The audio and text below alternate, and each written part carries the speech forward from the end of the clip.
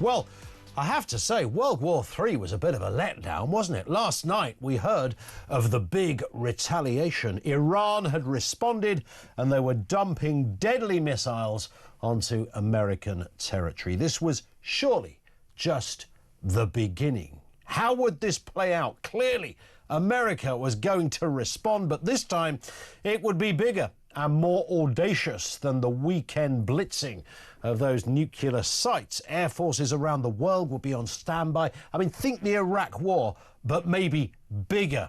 Over here, we had only one image in our head. The RAF and the Army would also be on standby. Fighter jets were given the final once-over in preparation for the inevitable Western response. You could see the headlines. Allied forces carpet bomb Iran. This will make Ukraine look like a bad warm-up act. This could last for years. In the event, it lasted for about half an hour. What the hell happened? Have we averted World War III? 0344 499 1000. It was the most almost a parody of something, the most extraordinary set of events, with Iran launching some missiles onto an American, or towards an American airbase, but calling up America beforehand saying, hey guys, we're going to launch some missiles in half an hour, so you might want to get your team out. So they evacuate the place, make it nice and safe. They launch the missiles. The American air defense system knocks them out anyway. Nothing's damaged. Nobody's hurt. End of story. Job done. Trump comes on, speaks on his social media platform. That's it. End of. It's a ceasefire. Israel no more. Iran no more. Iran have got it out of their system. Job done. Thank you very much. But he has got very, very annoyed. Very, very annoyed. In fact, can we play that little clip now? Because I think we'll probably scatter this in throughout the course of the show. But bearing in mind, his temper, it seems, has been pushed, OK? He's not happy. He thinks they're already about to breach the ceasefire. Let's have a listen to Mr. Trump just before he boarded the official presidential helicopter. You know what? We basically have two countries that have been fighting so long and so hard that they don't know what the they're doing. Do you understand that? Do you want to report in Iraq? There it is. You don't often hear a world leader say that, and I would imagine news organisations around the world were discombobulating at the president dropping his own bomb, this time in the form of an F1. There it was. They don't know what they're doing. It's chaos. It doesn't have to be. Trump's done his bit. He said, look, here it is. Everyone's got it out their system. The nuclear capability has been addressed. That's happened. Iran got a chance to fire some little weapons in the air, and OK, we knocked them out, but they showed they have a little bit of military might in them. Everything's done. Ceasefire, finito, end of. Have we averted World War III? How are you reading this? Because last night, genuinely, myself and the team were talking, around about 6 o'clock when this all started to unfold. It's like, wow, here we go. I was reminded of when the Ukraine war began. And we sat here every day for months talking quite literally about nothing else. Entire shows were just simply focusing on what was happening in Ukraine. A Russian incursion on European soil was happening. This was our business. The evacuation, the military aspect, non-stop. I literally envisaged that's where we're going to be today and for the remainder probably of this year, talking about nothing more than what is happening in the Middle East. This would be serious. It would be deadly. It would possibly be futile and pointless, but it would certainly not disappear from the news radar. In the event nothing like that happened, as far as Donald Trump was concerned, it was job done, finito. That's it. Everyone's had their say. Everyone's done their bit. We've neutralised Iran. Israel have gone as far as they can go. There's no threat to them in that respect. So let's all go to bed. Finito. But his patience is already running out on this one. Have we averted World War III? I mean, think of the implications of this, had this gone further. I mean, do we really need another war, for goodness sake? I mean, this should not be the story of the human journey in the 21st century, that we're spending more on defence than ever. You know, right now, we should be having a debate about, do you remember when we used to spend money on defence? And now we don't need it.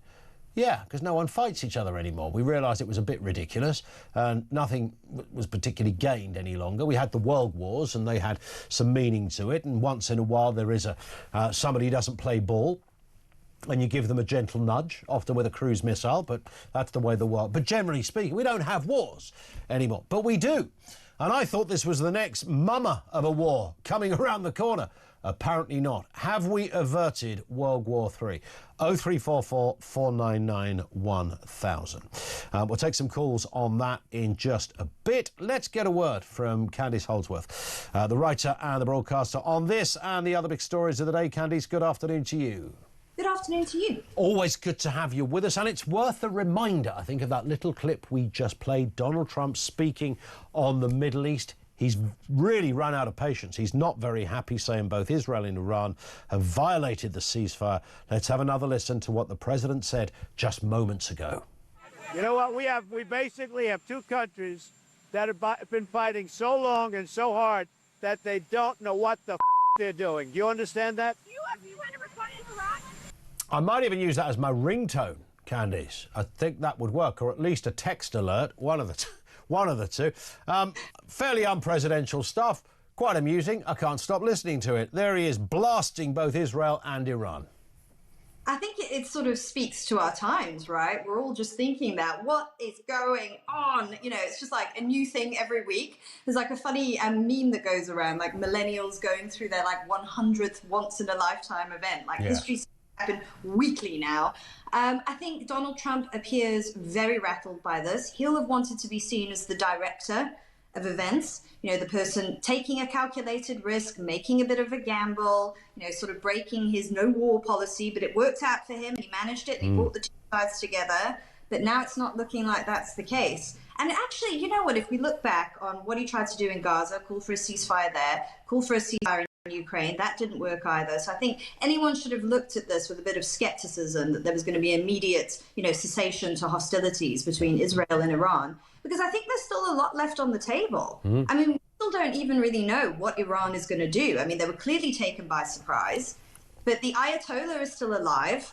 We don't know if all of their nuclear capability has been taken out. They still need to save face. Like, the uprising amongst the population didn't happen. There are lots of variables. There's still a lot that could happen. You do wonder, you know, what the thinking is of these guys. So Iran fired off essentially what happened 9 o'clock this morning UK time. Iran fired off missiles 4 hours into the ceasefire. Israel intercepted 2 ballistic missiles. They plan intense strikes on Tehran. So essentially everything that's been said is ignored. I mean, the whole point of Trump's big statement, we got a ceasefire going, everything's it's gone, and there is no ceasefire by definition. No. Well, I mean, it happened right as he took the presidency, and, you know, Hamas was refusing to release the hostages in Gaza, and he wrote on social media, release them now or all hell will break loose. Yeah. He didn't release them and all hell didn't break loose. I mean, the fact of the matter is, of course, the US is the most powerful country in the world, but there will be a point at which different countries' interests will diverge and diverge radically from the US, and they will act in their own interest. And I think unless the US is prepared to always take a strong hand in every single conflict, countries know that, right? And they're going to do their own thing. I think this is the one thing that Trump has a problem with, you know, with his MAGA base being so anti-war. It's very rigid. And if you're that rigid, people can sort of predict your moves 5 moves ahead. Yes. But you're going to be strained by X, Y, Z. It's much more of a strength, I think, in times of crisis, to be ruthlessly pragmatic and very flexible. Yeah, and he's upset. You know, some of those diehard MAGA people, Marjorie Taylor Dogturd, whatever her name is, she's, you know, kind of gone to the other side of the fence on this one. She's not happy. Now she's going, oh, no, actually, everything's fine. Everything's fine. But who knows? I know. They're ideological. I don't think, look, you need to be, my opinion is pragmatists survive. Those are the sorts of people who keep civilizations alive because they're able to shift and they're not rigid and people can't predict what they're going to do. And actually, that was always kind of seen as Donald Trump's big skill, that he is like that he is quite predictable. But, with this sort of, I'm the biggest anti-war president, no wars happened under my watch. No, it does make him a bit predictable. And I think that, there were so many people, the very influential MAGA people came out very early and were against this escalation, but then started praising him when, it seemed that he'd managed the whole thing, the two sides had come together. So, this is highly, highly, highly complex. There was a moment there where it seemed, Trump could say, look, Israel are not, despite the enormity of their defence and military systems, they're not really capable of being able to go deep and penetrate those bunkers where there might be all sorts of nasty chemicals lurking. So we can do that job for them. So we neutralise the nuclear threat.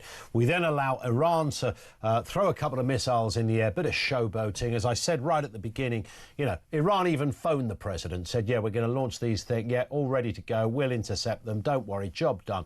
Finish. So everybody got their moment. Israel appeared to, not be under threat now from a nuclear perspective. Iran were able to show to the world, we have got some rockets. Trump was able to show to the world, yep, everything's done. Everybody's had their little moment in the sunshine. Ceasefire. And then 9 o'clock this morning, Iran fire off some missiles. So I just wonder what could be going on in Iran at the moment, because we know that their scientific and military leadership were decapitated, in the first round of strikes when Israel. We know that the Ayatollah is busy hiding underground somewhere. Some are saying he's aging, he's unwell, he's losing his political authority, he's not directing events. And there could be other factions within the military and the country's leadership wants to take things in another direction.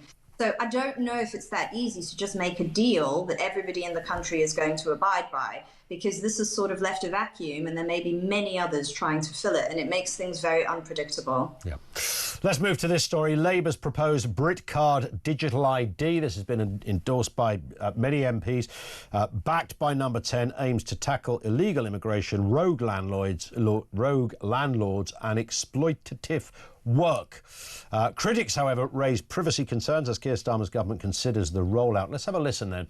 This is Home Secretary Yvette Cooper speaking on the issue of digital ID. Here she is. What we are particularly looking at is how we have digital ID for everyone coming to the UK. Through whatever visa, through whatever system that they arrive in the UK, that we have digital ID in those circumstances. We set this out in the white paper in terms of what our next steps are on this. So we want, for example, to have a digital service linked to e-visas and linked to our border management process to be able to determine whether an individual is in or out of the UK, whether they have left at the point at which their visa expires, or whether they are overstaying and immigration enforcement action is needed. We also want to ensure the e-visas can effectively be used as a way of having that digital ID around the ability to work, to be here lawfully and to have the ability to work. Unless you want to work for Deliveroo, of course, but that's another story we'll come on to. So there it is. You mentioned digital ID. Lots of people discombobulate, not happy with this, privacy concerns. And it's, I think, one of the main areas, Candice, of concern is not so much, if you, in the way of, like all politicians do, in the way she just sold it, this will be great for, sorting out illegal immigration. You go, oh, that's fantastic, well done, Yvette Cooper. But of course, that's not really what we're talking about here. We're talking about an interlinked system that does much more than allow someone to prove their age when they're going into a club. It's much more than that. And this is the problem. The potential with it is the bit that I think scares the bejesus out of us all. It does. And look, I don't think people are exaggerating or becoming conspiratorial when they say they're uncomfortable with the idea of the state having a database of information on individuals. We know that many people in public authorities in this country sort of have a distorted view of one side of the political spectrum. The Prevent program recently came out with something that if you were worried about illegal immigration, it could put you at risk of being a far-right terrorist or something. During COVID, people who disagreed with the COVID measures were being monitored by people in governments and the security services. So I think people think, hang on a minute, if you have a database of individuals, could that used to compile information about people, for their political beliefs. And, that's not conspiracy theory or science fiction. No. We know is already happening. Well, we know, we saw with COVID, this was, cock up, not conspiracy, but, everybody from different areas had their own version of how to get this right. And, there was panic, there was groupthink, there was a lack of thorough, intelligent thought processes and policies.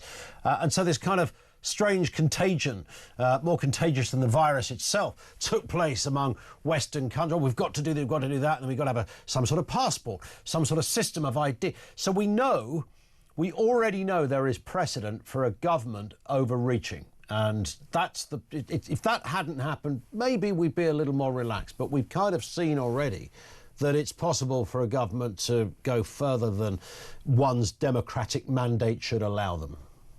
Yeah, and also, you look at people in law, in some of the various quangos. They don't have an appreciation for the full spectrum of political opinion or free speech. And they will justify their actions on the basis that this represents a threat of some kind, when, it could be someone, reading Douglas Murray or listening to Michael Portillo's documentaries, and then they're characterized as far right. This sort of stuff is going on. So I think we can draw on very specific examples and say that this worries us. We don't trust people in authority in this country to hold this public information and still be able to uphold the liberal values of our society. And I know that that's a pity, and it makes us all, feel a bit depressed, but we have to be very real about these sorts of things. Well, if you have got a back catalogue of Michael Portillo documentaries, I think you should be on a list somewhere, but that's a whole other story.